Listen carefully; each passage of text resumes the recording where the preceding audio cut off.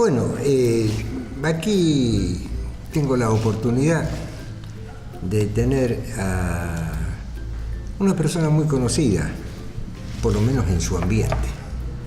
Es de Barranqueras, una localidad vecina a Resistencia, que no sé por qué, pero fue cayendo. Todavía está en pie, pero Barranqueras ha sido conocida hace 30, 40 y 100 años atrás como el principal puerto de la Mesopotamia argentina. Pero vamos a dejar la cuestión del puerto para quienes trabajan en él, para quienes explotan esa oportunidad que nos ha dado la naturaleza, ¿no?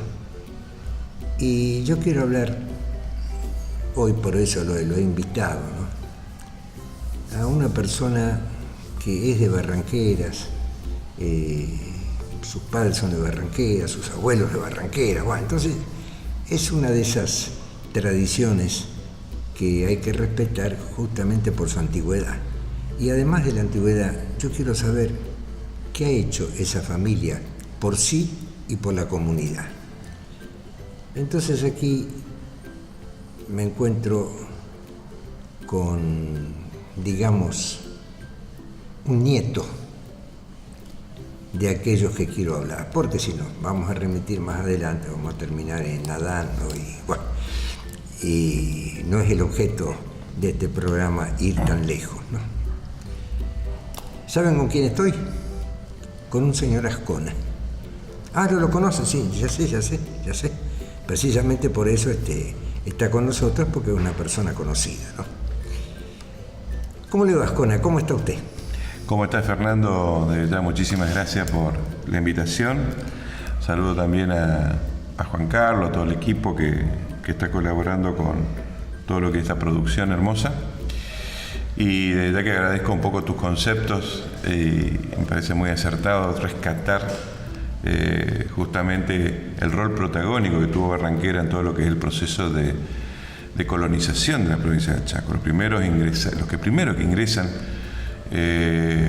a la provincia justamente a domar, a poner control sobre lo que era nuestra zona boscosa, nuestra zona tan agresiva o tan cerrada en materia de su fauna y su flora, fueron justamente inmigrantes, esencialmente inmigrantes correntinos, paraguayos, más al norte santiagueños, que fueron justamente los que vinieron a trabajar el árbol de nuestra zona.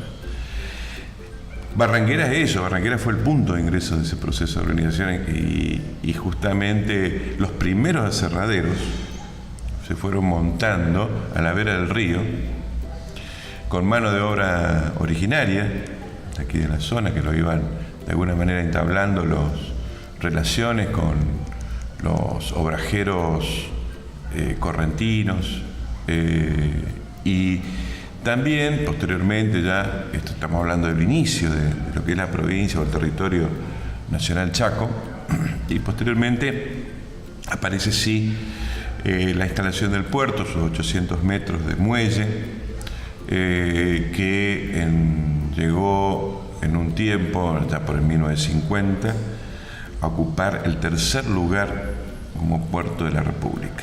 Es decir, teníamos Buenos Aires, Rosario y posteriormente el puerto de Barranquera.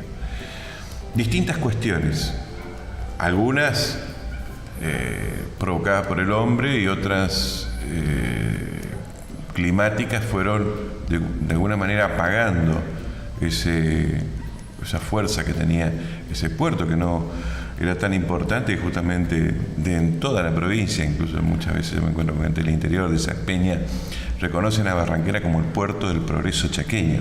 Ese es el símbolo que representa, ¿no?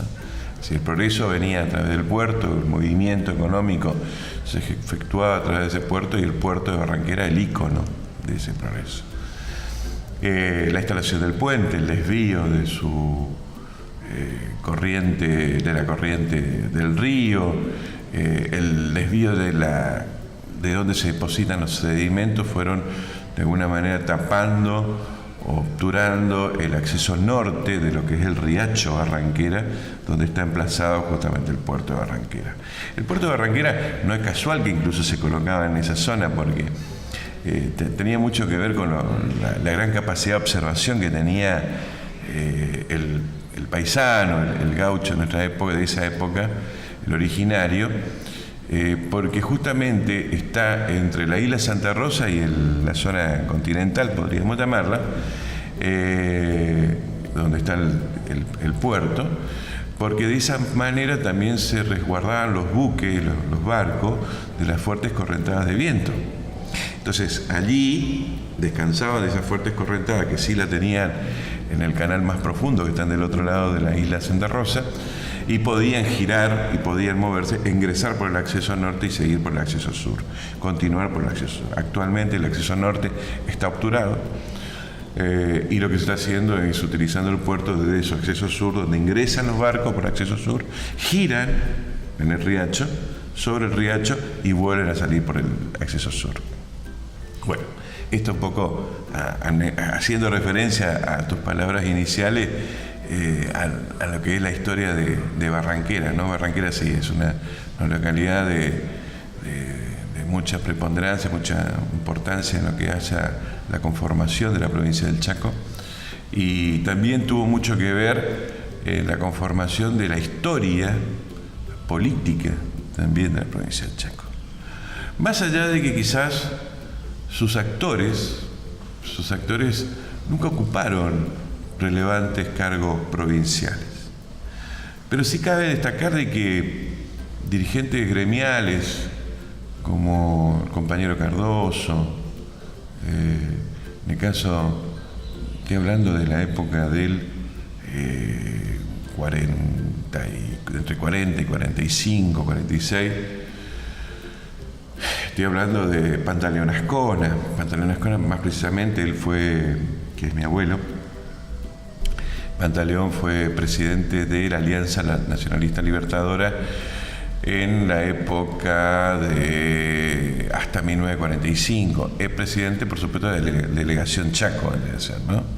Chaco, Alianza Libertadora Nacionalista, respondía a la conducción de Pantaleón Ascona. La Alianza Libertadora Nacionalista, recordemos que a nivel nacional fue un partido político muy importante, de mucho peso, de mucha formación política, de mucha disciplina política, que se caracterizó por no solamente ir llevando adelante un pensamiento con una cuestión ideológica, sistematizada, etcétera, sino que también fue la primer columna organizada que se suma por aquellos tiempos, el peronismo incipiente, que todavía no era peronismo, no era justicialismo, que sí tenía una figura política como era el general Juan Domingo Perón, que se presentaba en elecciones el 24 de febrero de 1946 con un partido que no era suyo, que no lo había conformado él, que era el Partido Laborista. El Partido Laborista era un sello prácticamente, que tenía muy pocos votos a nivel nacional, tenía regambre más bien sindical, con el sindicato de la carne estaba vinculado, con Cipriano Reyes, y el peronismo se nutre justamente de una de las primeras columnas organizadas y disciplinadas ideológicamente, doctrinariamente. La primera columna es la de este partido, de la Alianza Libertadora Nacionalista. Don Pantaleón fue una de las figuras que justamente puso en marcha el Partido Justicialista acá en el Chaco, desde un compromiso también sindical muy fuerte. Él trabajaba en el sindicato CAP, se iba caminando de su casa en Villa Emilia hasta el matadero que está en Puerto Virela. Era un hombre de mucha personalidad, un hombre muy trabajador, muy respetado, y que, bueno, junto con otros compañeros, como el que nombraba anteriormente, compañero Cardoso, que es también un compañero vinculado al sindicalismo, que el sindicato de los aceiteros, fueron de alguna manera empujando con otros compañeros, que ahora no traigo los nombres a recordar, y no por esto lo estoy negando, sino nada más que quiero dejarlo ahí en estas dos personas englobadas, junto a muchos otros compañeros, fueron poniendo en marcha y organizando el peronismo en aquella época. Ellos también, posteriormente, sí van tomando contacto directamente a nivel nacional. Recordemos, el peronismo acá no existía, esto era territorio nacional, lo único que existía era una delegación del gobierno, del Poder Ejecutivo Nacional, que controlaba el territorio nacional chaco, y bueno, ellos de alguna manera iban tomando contacto con este delegado, así como también con figuras a nivel nacional. Ahí aparece Evita, la compañera Evita, María Duarte de Perón, como una figura muy vinculada al Chaco, a la historia del Chaco. Porque Evita era una señora muy particular, muy interesante, que amén de estar tomando decisiones políticas en grandes, altas esferas del país, también le gustaba permanentemente tener contacto con el compañero de base, digamos, ¿no? Así como nosotros la vemos por ahí en alguna fotografía, entregando un juguete a un niño, entregando la pensión a la abuela, entregando una máquina de coser a la mamá. Evita le gustaba mucho tomar contacto con los delegados de fábrica, con los dirigentes de base, diríamos, de cada una de las organizaciones de fábrica, de industrias. Así también tomó contacto con don Cardoso, con el negro Cardoso, con Pantaleón Ascona, y hay muchas anécdotas muy lindas, Fernando, en la historia de Pantaleón, como para un poco dibujarlo, lo duro, porque una personalidad muy dura, muy firme, pero con una altura moral muy importante. Y en esas anécdotas se recuerda, hay una entrevista que tiene con Evita. Evita le gustaba mucho saber primero si estaban casados, cuántos hijos tenían, etc. Sí. Eso era muy conocido en Evita, ¿no? Y en esas charlas le toca charlar con Pantaleón, está hablando de la cuestión gremial, y la cuestión de la industria de la carne. Recordemos que él era delegado de CAP, de lo que era COP en ese momento. Y le plantea, ¿y usted, don Pantaleón? Porque le gustaba esta Evita. ¿Usted, don Pantaleón, dónde vive? Y yo vivo en el Chaco, en Barranqueras. ¿Y qué parte? Y bueno, Villa Emilia, y bueno, pero ¿y ahí qué tiene en Villa Emilia? Y ahí tengo mi rancho, techo de paja y ladrillo, sentado en adobe. Le dice Evita, bueno, mire, don Pantaleón, dice, vamos a hacer lo siguiente. ¿Cuántos hijos tiene? 5, muy bien. Yo le voy a dar una vivienda, dice. Le voy a dar una casa de material, ya no de paja, ya no de adobe. Yo le voy a dar una vivienda de la Fundación Evita. En Barranquilla hay muchas de estas casas, varias. Fundamentalmente los destinatarios eran, hago un paréntesis allí, eran habitantes de la isla de Santa Rosa, que se vinieron para este lado y a través de la Fundación Evita lograron su vivienda de 2 plantas, etcétera, muy linda. Y bueno, le plantea a Pantaleón entregarle una vivienda. Pantaleón la mira, le dice, mire, compañera, yo le agradezco mucho su gesto, pero yo tengo mi casa, es mi rancho es mi casa. Dejemos esa casa para otro que no tiene casa, pero yo tengo mi casa. Bueno, Evita, por supuesto, ahí queda media que tecleando, ¿no? Y no conforme, le sigue apurando. Entonces le dice, bueno, pero usted dice, ¿cómo visita a los compañeros de fábrica? ¿Cómo? Y bueno, lo veo en la fábrica, voy hablando con ellos o me voy hasta la casa. ¿Y en qué se vale? Tengo mi carro y mi caballo. Y Evita le plantea, bueno, vamos a hacer lo siguiente, yo voy a conseguir a través de la fundación, vamos a arreglar con el sindicato, le voy a entregar un chip para que usted se vaya en chip más rápido, más seguro, registrar a los compañeros. Y el Pantaleón le dice, compañera, le dice, yo tengo mi carro y mi caballo y con ese ando bien.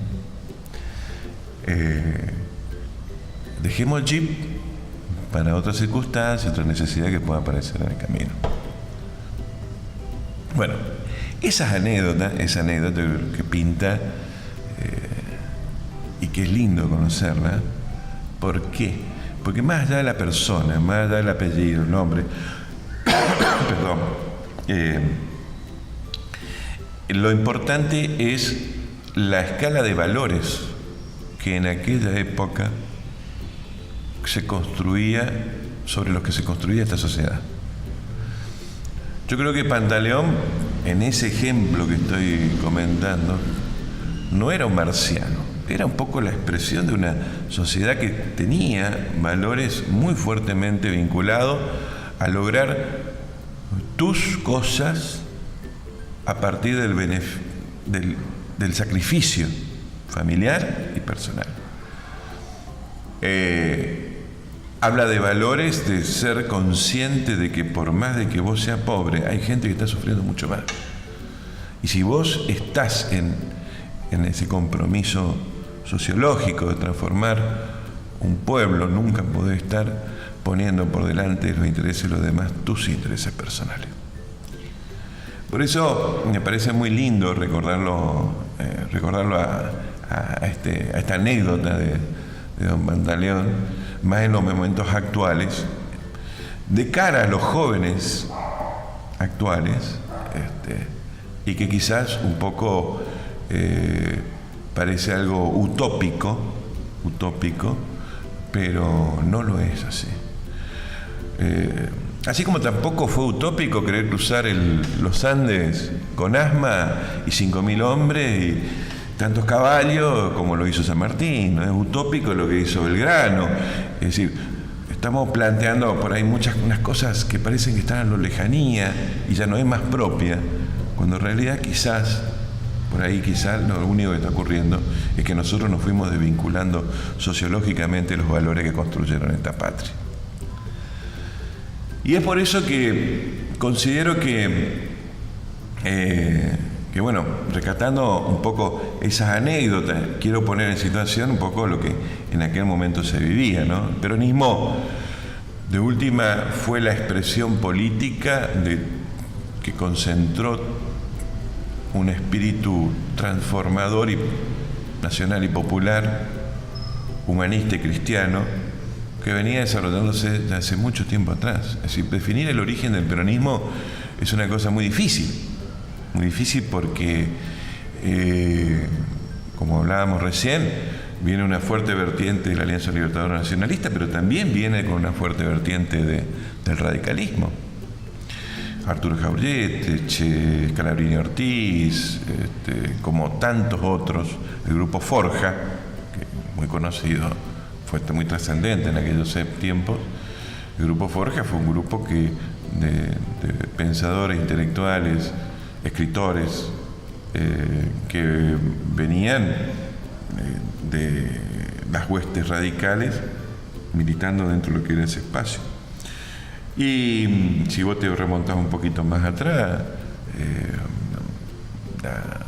el mismo Irigoyen, que era la expresión más popular de los años 30, de los años 25, 30, 21, 30. Me voy para atrás, José Hernández, con la expresión de justamente el grito sagrado por lo que era la dignidad gaucha, a través de su Martín Fierro.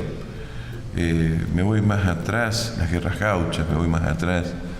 Y bueno, entonces, yo creo que el peronismo en sí, y no lo estoy con esto, no estoy haciendo una ponderación al partido, partidocrática, sino que estoy planteando una concepción ideológica y a partir de allí también nos vamos a entender cómo a partir de la existencia o el que tomó forma el peronismo a partir de 1945 con el 17 de octubre que podríamos decir el momento donde se da luz, se convierte en una figura icónica dentro de lo que es la historia argentina.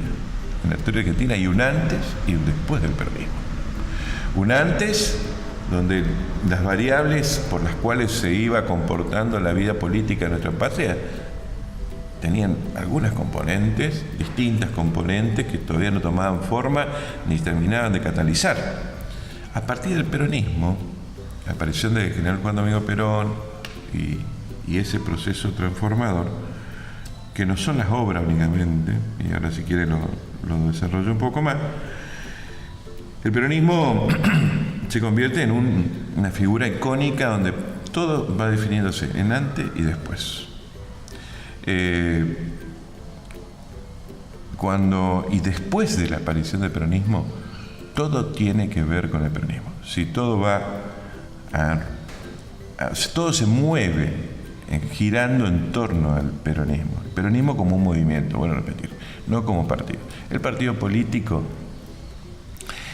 es nada más que la herramienta de participación social dentro de un sistema partidocrático liberal instaurado en 1853. Nada más. El peronismo, como le contaba anteriormente, en 1946, cuando gana el 24 de febrero, no gana como partido peronista. Se gana la fórmula Perón-Quijano con la fórmula de un partido laborista, nada que ver. Pero a partir de ese instante, todo va girando en torno de lo que puede ser el antes y después.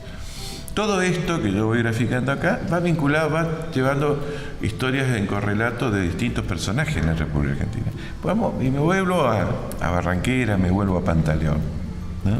Pantaleón, bueno, un hombre, como contaba, delegado a Trabajo Fábrica, un hombre que tomó contacto con distintas esferas de nivel nacional y nivel provincial, acompañándolo no como funcionario, pero sí activamente para que sea realidad el gobierno de Felipe Gallardo. Un hombre que también, antes de irme un poquito para adelante, también creo que destacar la figura de él. Él era un hombre muy, como le contaba, muy firme. Antes que se produjera lo del 46, la Alianza Libertadora Nacionalista a nivel nacional cae en manos de la conducción de Guillermo Patricio Kelly, a quien Fernando usted habrá escuchado alguna vez nombrar. Guillermo Patricio Kelly era una persona muy particular, y bueno, Patricio Kelly, por supuesto, pretendía de que todas las delegaciones provinciales obedecieran a su mando. Y se encontró con que el Chaco se le plantó, porque no era de Patricio Kelly. Bueno, entonces Patricio Kelly le pide todo, fíjese, ¿no?, los valores de aquella época. Le pide los libros y los sellos, que era como tener, con eso teníamos, o se tenía, de alguna manera, el control de lo que era el partido. Los libros y los sellos.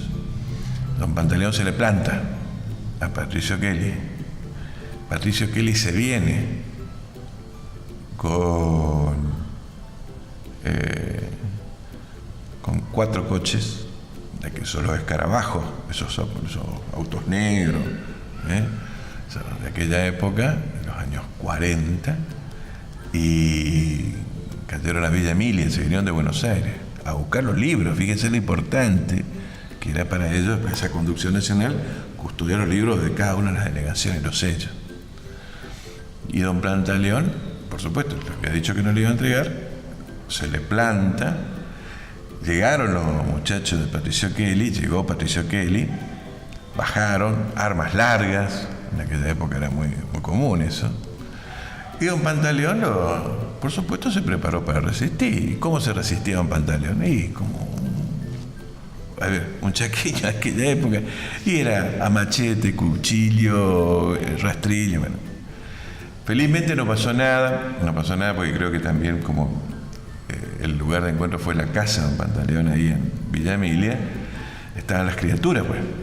Salieron las criaturas ahí, bueno, se convertiría en una sangría, eso muy, muy, muy feo, bueno. Al poco tiempo de eso, bueno, se produce el fenómeno Perón y bueno, con todo eso ya don Pantaleón va girando hacia encolumnarse dentro de lo que era el movimiento nacional justicialista o el peronismo en aquella época. Después, posteriormente, sí, después un poco vuelvo a caracterizarlo a don Pantaleón con esta anécdota también, pero posteriormente, ya el peronismo en el gobierno, don Pantaleón delegado de fábrica, la provincia del Chaco pasa a ser provincia, la provincia de Perón, presidente Perón, con una constitución que hay que rescatarla, don Fernando, que la estamos olvidando, que es la constitución del 51, que es una constitución muy particular, muy interesante para debatirla y analizarla incluso, si en algún momento ustedes así la entienden. La Constitución 51 no solamente una constitución muy particular en la República Argentina, sino que también en el mundo. Es estudiada en varias universidades europeas como un factor icónico y particular porque justamente conjugaba el doble voto del ciudadano chaqueño, el doble voto. Que después, si quiere, en otro momento lo comento con más detalle, pero aparece la provincia del Chaco, aparece su constitución, una constitución revolucionaria muy particular, muy interesante, donde aparece la revolución del 55, la revolución fusiladora que la llamo yo. Y bueno, y Pantaleón, por supuesto, delegado de fábrica, militante, defensor del peronismo. Lo primero que ocurrió ni bien llegó el golpe del 55 fue ponerlo a Pantaleón en la calle. Y bueno, y se quedó Pantaleón en la calle con sus 5 hijos, con su carro, su caballo y su casa de paja y ladrillo de adobe, asentado en adobe. Paralelamente venía la historia de su hijo mayor, mi padre, Carlos Manuel, el negro, el ingeniero. Un muchacho que también tiene una historia muy interesante, hay que verla. Papá de pibe estudiaba en la escuela 30, en la escuela justamente los planes educativos de Perón, los primeros planes educativos de Perón, la escuela 30, General San Martín. Ahí fue abanderado, estudiaba por la mañana, al mediodía terminaba su estudio, envolvía sus libros en su guardapolvo, mandaba sus libros con el guardapolvo a la casa, y él se ponía en el puerto de Barranquera a vender frutas que se le traía en canoas de la isla de Santa Rosa y el diario La Gaceta, que era la publicación de la Alianza Libertadora Nacionalista. Lustraba botas, vendedor de frutas en el puerto y canillita. A los 14 años Pantaleón toma una dura decisión porque significaba mandar a su hijo muy lejos, pero lo manda a una escuela fábrica, una primera escuela fábrica en Quilmes de hilado textil, con 14 años. Se instala en Buenos Aires, Pantaleón iba a visitarlo permanentemente, aparecía y desaparecía así, sin previo aviso, aparecía nomás Pantaleón, pero justamente llevar el control de su cachorro estudiando en Buenos Aires, en Quilmes. Allí papá se recibe de técnico textil a los 6 años de estudio. Después de 6 años de estudio y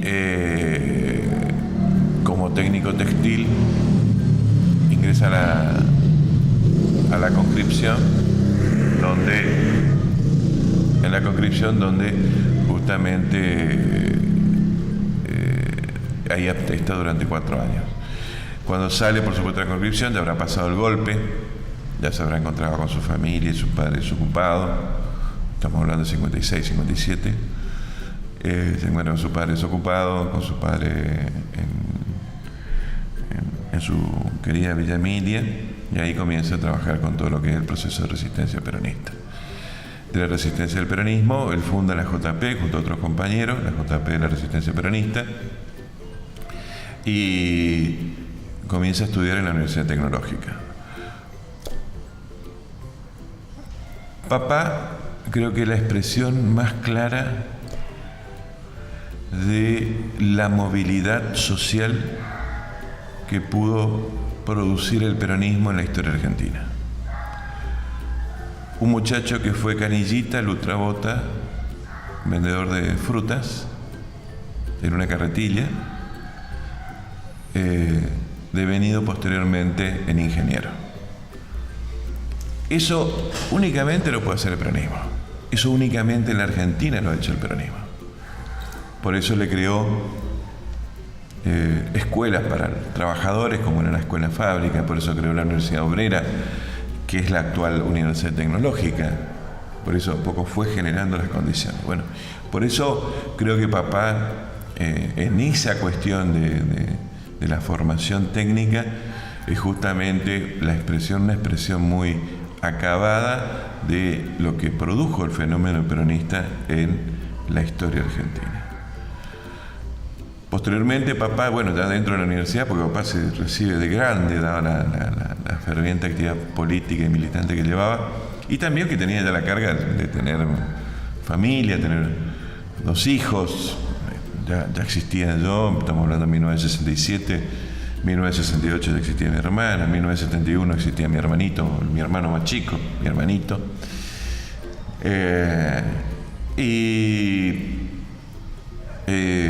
Con toda esa carga, bueno, fue por supuesto muy difícil continuar los estudios, más sumado a la cuestión de militancia, la militancia política.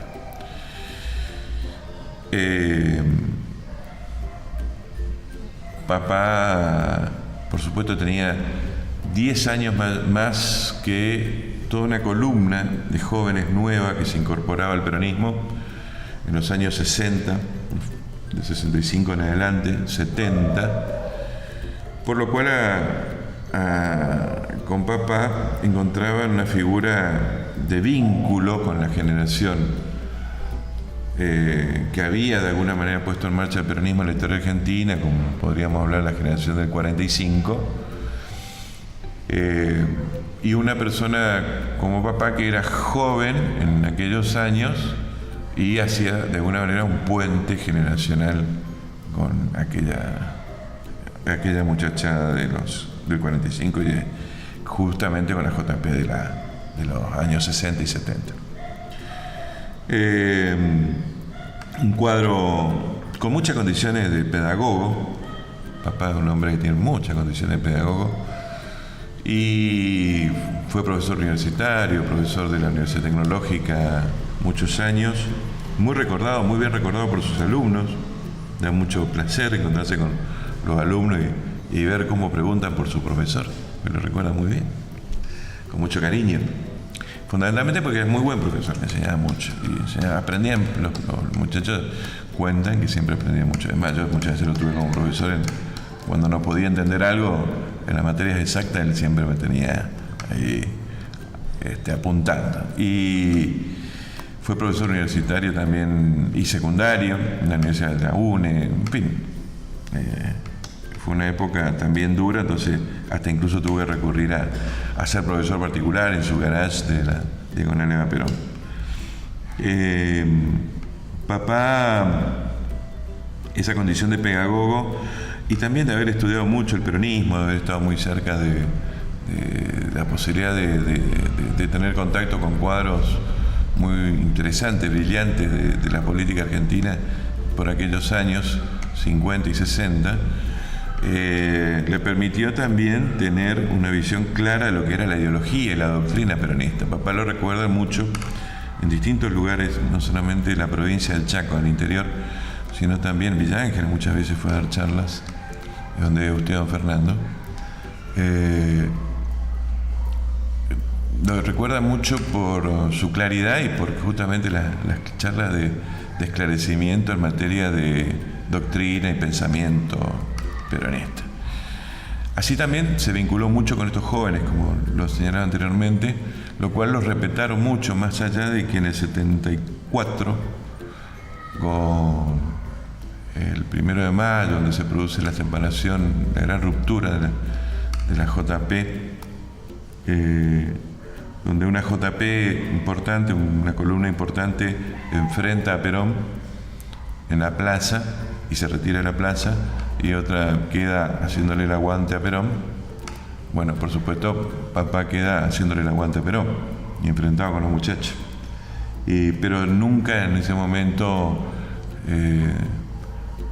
la separación significó ninguna cuestión agresiva ni de falta de respeto, al contrario, con mucho respeto y con mucha consideración. También hay que entender de que por ahí quizás racionalmente podían llegar a comprender algunas cuestiones, pero también había toda una estructura organizacional enfrente muy importante que tomaba decisiones que al estar encolumnado no eran muy verticales. Entonces, una vez que se rompió a nivel nacional con la cúpula de esa JP, de la JP de aquellos años, de ese sector de JP, con Perón, bueno, automáticamente, por supuesto, el resto fue acompañando, a pesar de que dejaba quizás grandes sentimientos en los otros viejos militantes y compañeros de la vanguardia con los cuales abrevaron lo que era el peronismo, porque el peronismo recién lo empezaban a conocer en aquellos tiempos. Y bueno, y este hombre, como don Ascona, como papá, ya no era una persona que recién llegaba al peronismo, una advenedizo, sino que de alguna manera venía ya con toda una historia vinculada al movimiento nacional justicialista. Bueno, me moví así rapidito, traté de hacerlo más rápido, seguramente muy aburrido, pero bueno, traté de hacerlo menos. Desde antes de que nazca el peronismo hasta, estamos hablando ya del año 1974. Papá se recibe recién en 1978 de ingeniero. 1978, ahí justamente su haberse recibido, ganó una beca en el Instituto Balseiro para todo lo que era el manejo de agua pesada y materiales radiactivos. Por supuesto, estuvo un mes nomás en Balseiro. Después investigaron de que era plena época del proceso militar, el último proceso militar. Descubrieron de que era militante peronista y que, bueno, tenía una historia de mucho protagonismo político, militante, más allá que nunca ocupó un cargo. También eso hay que rescatar. Nunca ocupó un cargo electivo, nunca ocupó un cargo de ministro en el Chaco, nunca. Él sí fue delegado regional de la Secretaría Política de la Presidencia de la Nación con el retorno de Perón. Es decir, Perón retorna, pone como secretario político de la Presidencia de la Nación a Julián Licastro, y junto a Julián Licastro, papá se convierte en delegado de la región NEA de la Secretaría Política de la Presidencia de la Nación. Ese fue el único cargo público que ocupó en toda su vida, más allá de que toda su vida la puso, por supuesto, en la militancia política. Nunca lo hizo por los cargos, eso también hay que destacar. Siempre lo hizo por una cuestión de convicciones.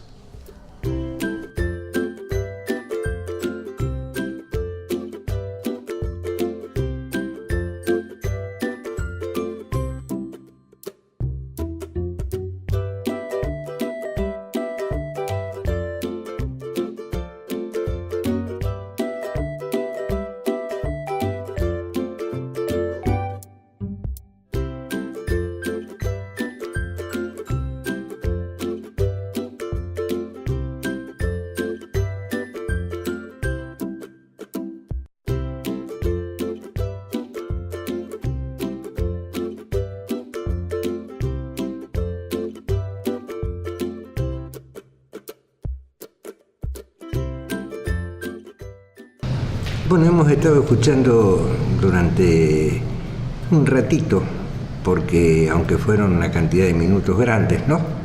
La verdad es que nos ha hecho una gran síntesis de muchos años Carlitos Ascona.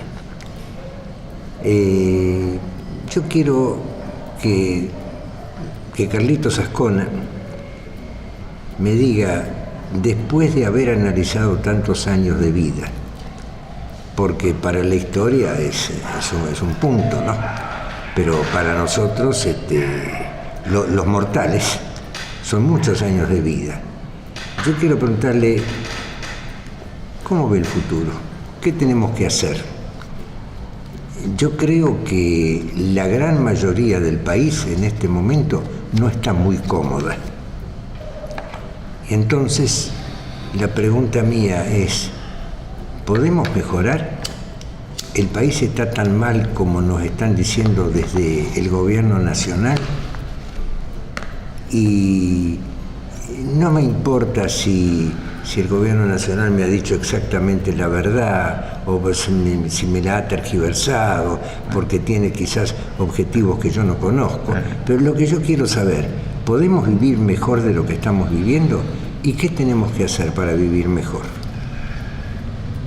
Bien, yo creo que para proyectar un futuro hay que saber dónde uno está. Y para saber dónde uno está, necesita comprender perfectamente de dónde viene. Y no perder pie en la realidad.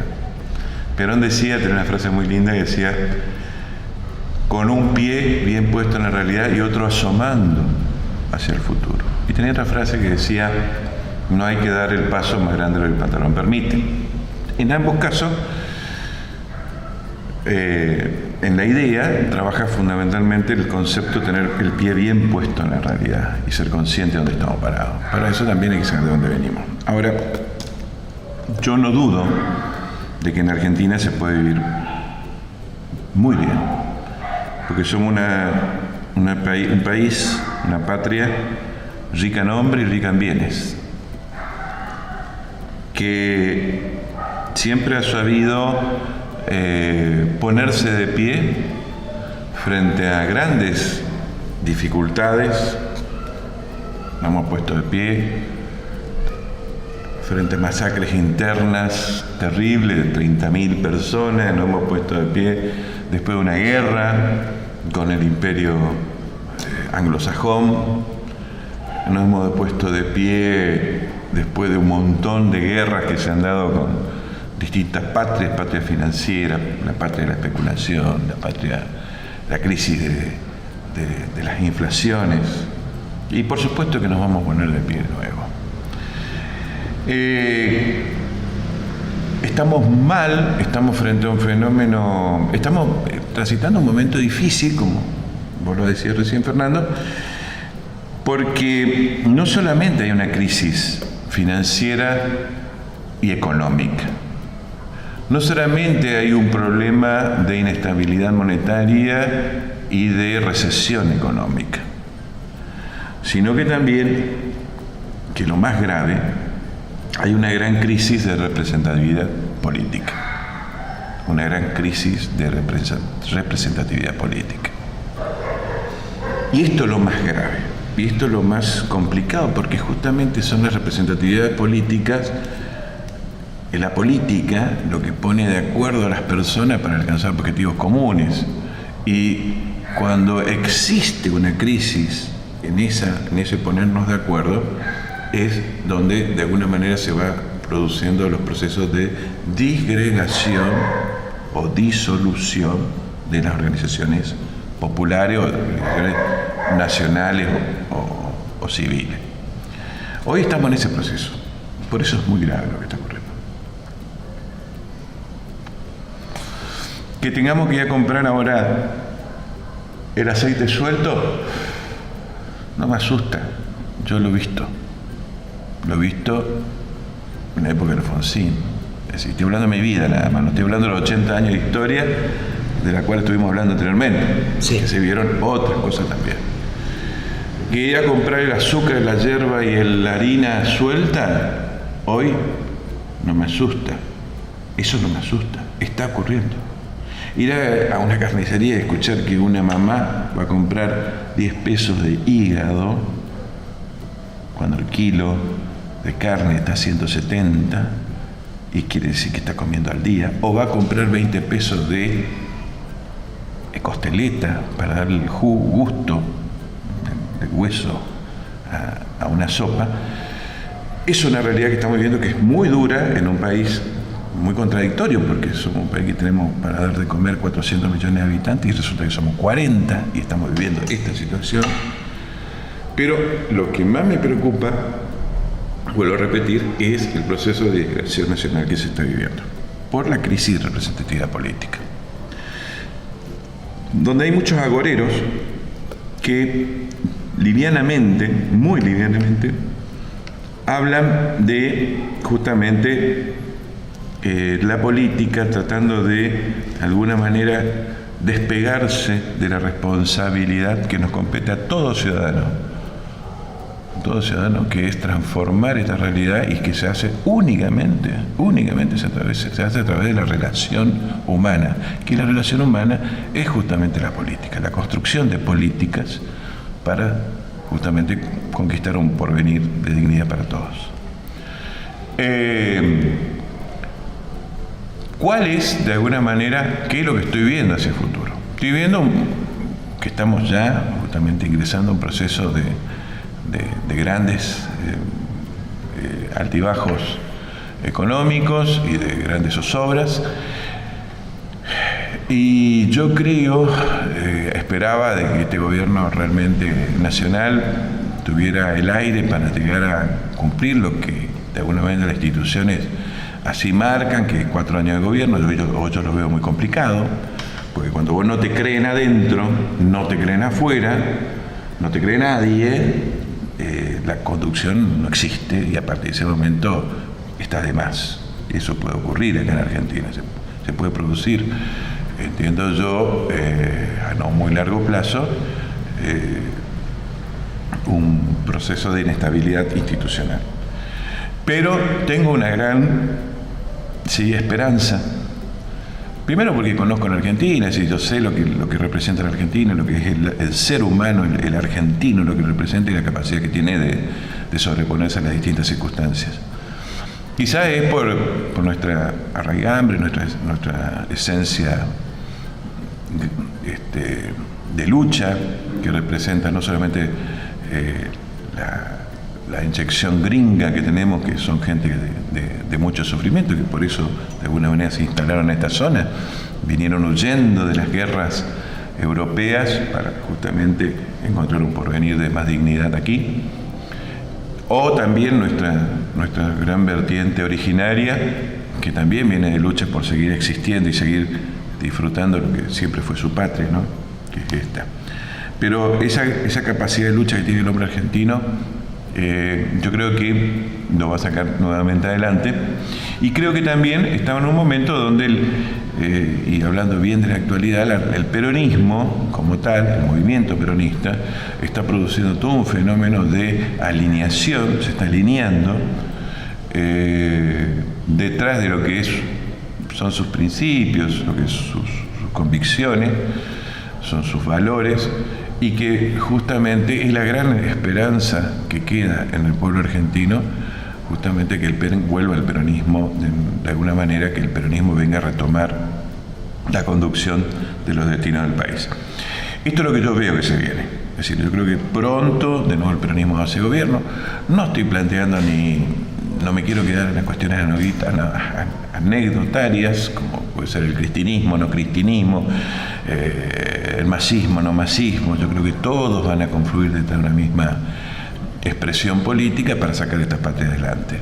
Hay cuadros muy importantes, muy interesantes en la República Argentina, el peronismo en eso es muy rico, hablando de Cristina Kirchner, pero también hablando de Felipe Solá, hablando de Roberto Labaña, hablando de la Sota, hablando de un montón de cuadros que tiene el peronismo, no solamente dentro del arco político, sino también del arco sindical, que van desde un Yasky hasta un Barrio Nuevo. Es decir, yo creo que todo el peronismo, con todos sus errores y defectos, con todos sus más y sus menos, porque también tenemos, acá nadie es perfecto, tenemos más y menos, tanto en el cristinismo como tenemos en el dualdismo, es decir, o tenemos errores y defectos de lo que podría ser Yasky hasta Barrio Nuevo, pero con errores y defectos el peronismo es justamente la expresión como movimiento que va a retomar la construcción del Estado Nacional. El nombre, no sé, no puedo decirlo porque eso lo va a ir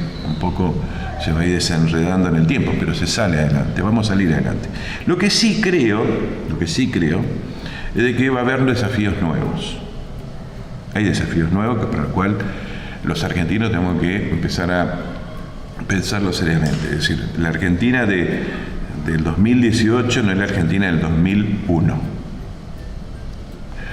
El mundo del 2018 no es el mundo del 2001. Los conflictos en el mundo que se están dando no tienen los mismos paradigmas que teníamos hace 10, 15 años, 20 años atrás, a los que hoy plantea. Hoy la guerra, hoy la gran disputa en el mundo pasa por justamente la cuestión del trabajo. Y también la defensa de los intereses nacionales. Muchos critican a Trump como presidente de los Estados Unidos. Yo no voy a venir a ponderar porque es estadounidense y por ende ellos privilegian un solo interés de los Estados Unidos.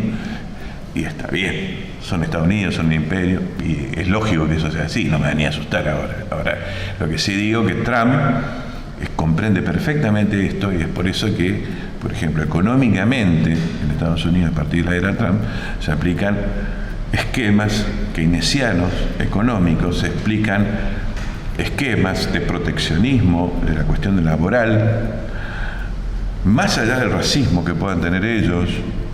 El hecho de no decir, bueno, el trabajo americano es para los americanos, no es para los mexicanos, no es para los bolivianos, no es para los argentinos, es para los americanos.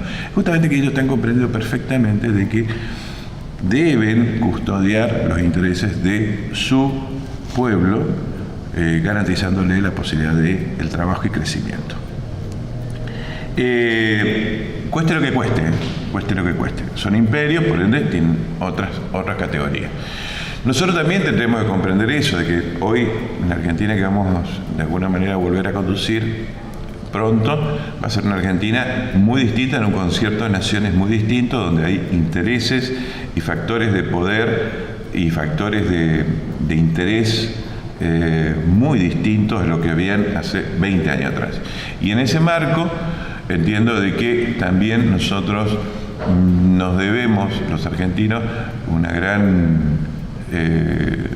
gran análisis profundo, fíjense, muy profundo, de saber cómo vamos a reconstruir esta Argentina, sobre qué bases, de tal forma de que no estemos sujetos a que el día de mañana vengan 4 años de otro gobierno y digan, no, se tira todo por detrás, por abajo y empezamos de nuevo.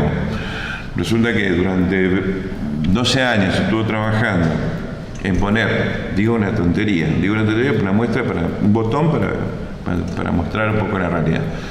Durante 12 años estuvo trabajando en la puesta en el espacio de 2 satélites argentinos porque íbamos a perder esas órbitas, y resulta que un cambio de gobierno inmediatamente lo que hace es privatizar esto, privatiza esa empresa, una empresa que es de alto nivel científico, de alta excelencia técnica.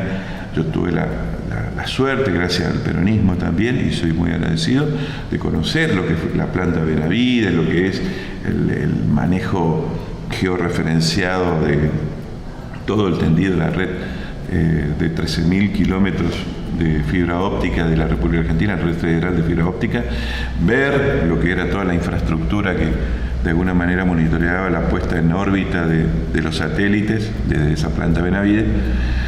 Y realmente da mucha pena de que los cambios de gobierno echen por detrás, echen por tierra un montón de avances que se han logrado. Entonces nosotros tendremos que ver cómo de alguna manera esa historia no la volvemos a repetir más. No la volvemos a repetir más.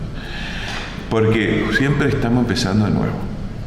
Y ese es el gran dilema que tenemos que resolver, que se va a resolver únicamente en la medida que podamos instaurar un proyecto de nación, donde estén englobados todos o la mayor parte de los argentinos, y no un proyecto donde minorías estén usufructuando del sufrimiento del resto de los argentinos. Ejemplo para comprender. No podemos volver a repetir la historia de que una minoría oligárquica de 1000 familias que reside en la Pampa Húmeda esté usufructuando el crecimiento de la renta de sus tierras a costa del sufrimiento del norte, del sur, del este del país. ¿Por qué? Porque fueron esas 1000 familias las que de alguna manera empujaron la quita de retenciones, que de alguna manera era el dinero que se distribuía en toda la zona norte, la zona de la provincia como la nuestra, una provincia pobre o empobrecida, y ellos quedaron con el aumento de la renta de su tierra, porque ellos no son las 1000 familias, los terratenientes no son los que hacen, vamos a entendernos, no son los que plantan el girasol, no son los que plantan o cuidan la vaca, o que crían la vaca, o la abeja, o no. Ellos alquilan su tierra. Entonces, al aumentar el precio de la comida, como lo hicieron deshumanizadamente, lo que hicieron fue aumentar la renta de su tierra. Ellos han sido los que más han ganado. No porque le quitaron las retenciones. Le quitaron las retenciones a lo que exportan. Pero lo que exportan, incluso, son inquilinos de las tierras que ellos son propietarios. Entonces, ellos han hecho el negocio, pero fueron 1000 familias, a costa de 20.000, 30.000, 100.000, 200.000 más, que representan los 40 millones de argentinos. Entonces, en ese marco es que nosotros tenemos que discutir el gran proyecto nacional. Tenemos que discutir en ese proyecto nacional también dónde vamos a poner las patas, donde vamos, las estructuras organizadas, donde vamos a cimentar ese proyecto nacional. La patria financiera es una pata. La patria constructora es otra pata, la patria ganadera es otra patria, es otra pata, la patria terrateniente es otra pata, pero ¿cuál va a ser la pata que de alguna manera va a sentir su destino ligado al destino de esta patria? ¿Cuál es la pata? Porque la financiera ya vimos lo que hace, lo hizo en el 2001, lo está haciendo ahora. La patria especulativa de los bienes de la tierra, la patria terrateniente, también vimos lo que hace. Aumentó los precios de la comida para hacer los negocios costillas del resto de los argentinos. ¿Sí? No solamente los mató con el precio de la comida, sino que también los mató quitándole las retenciones o empujando la quita de retenciones para hacer valer más su tierra a costa de la distribución de la coparticipación federal después de las provincias, el resto de las provincias. Pero yo creo que en ese marco la Argentina tiene que establecer bien cuáles son las patas. Y entre esas patas, yo creo que hay una pata que con todos sus errores y defectos también, que bueno, acá no hay nada perfecto, no, somos seres humanos y construimos cosas imperfectas. Pero entre esas patas que son claves para la construcción de la nueva Argentina, está la patria de los trabajadores. Yo creo que los trabajadores deben ser, en la Argentina que se viene, deben ser los actores protagónicos de la definición del destino de esta patria. Porque son ellos lo que tienen sus destinos ligados al destino de la patria. Son ellos los que están, de alguna manera, reinvirtiendo su sueldito en la patria. Son ellos los que están reinvirtiendo su sueldo o su ganancia como comerciante, por ejemplo, que es un trabajador. Lo reinvierte en una nueva estantería, en ampliar su local, lo reinvierte, es decir, apuesta a la Argentina. Los otros especulan y si no le da ganancia, se van. Eso lo hemos visto constantemente. Ahora creo que una hermosa oportunidad tiene la Argentina también de plantearse su reconstrucción como nación, teniendo claro de la definición que tiene que establecerse un proyecto de nación que contenga la mayor parte, tiene que contener las Fuerzas Armadas, tiene que contener a las fuerzas de los trabajadores, tiene que contener a las fuerzas de seguridad, tiene que contener a las fuerzas del conocimiento científica. Cuando hablo de conocimiento, hablo de la cuestión pedagógica, hablo de la cuestión de salud, hablo de la cuestión de lo que hace a distintas cuestiones de conocimiento económico o financiero, pero todo lo que es la patria del conocimiento, la patria las Fuerzas Armadas y la patria de los trabajadores, yo creo que estas son las patas esenciales, no digo las únicas, pero sí esenciales para la reconstrucción de una nueva Argentina que se viene, que va a nacer, que está a nacer. Por eso yo lo miro a esto, más que con el dolor del sufrimiento que veo a diario, lo miro con los ojos de la esperanza por lo que está por venir. Y creo que en esto es únicamente el peronismo el que es capaz de convocar a todos los sectores detrás de lo que es el concepto de la unidad nacional y un proyecto nacional, que el peronismo es el primero que comprende estas cuestiones de proyectos y de planificación.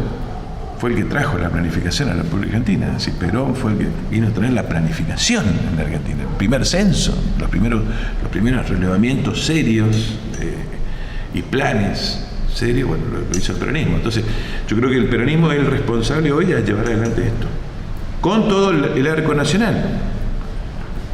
No digo que deben ser los únicos, absolutamente, no debe ser una cuestión sectaria ni excluyente. Al contrario, debe ser amplia y contenedora.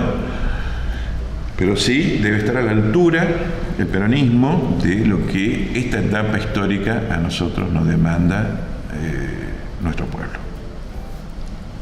Bueno, Ascona, ha sido muy claro en sus expresiones, pero lamentablemente el reloj camina. Y entonces ya me está haciendo seña acá el operador de que tenemos que terminar. Pero vamos a terminar por hoy, porque esto hay que continuarlo, porque el pensamiento que usted ha expresado en estos minutos acá frente al micrófono es lo que quiero ampliarle a la gente para que comprenda todas las palabras que se dicen. No me gustan aquellos que vienen aquí a hacer una exhibición de conocimiento del idioma y dicen una cantidad de palabras difíciles que ni ellos mismos entienden. Usted ha hablado con corrección, me ha dado datos bien concisos y entonces yo lo invito a que hagamos otro programa más adelante donde yo voy a participar un poquito más. Cuando digo participar un poquito más, en base a todo lo que nos ha contado, quiero hacerle una cantidad de preguntas que creo que a todos los oyentes les puede interesar. Yo, Fernando, ante todo quiero agradecerte a vos, a Juan Carlos Contreras, la oportunidad que me han dado de grabar este testimonio.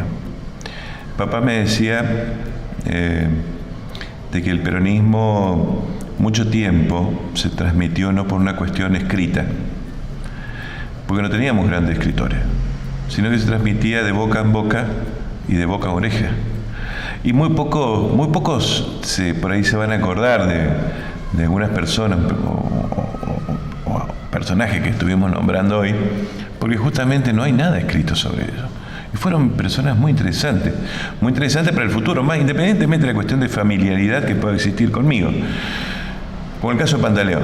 Así que yo les agradezco la oportunidad que me han dado de, en cierto modo, inmortalizar la memoria de Pantaleón, no por, vuelvo a repetir, por la cuestión de familiaridad, sino por lo que de alguna manera en sus gestos en vida ha llevado a su entorno.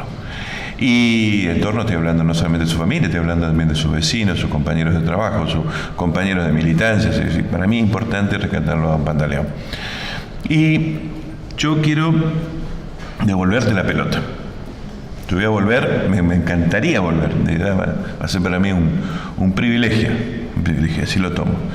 Pero un privilegio más aún, porque soy bastante ambicioso, va a ser el hecho de poder, con mucha humildad y mucho cariño, hacerte algunas preguntas a vos. ¿Por qué?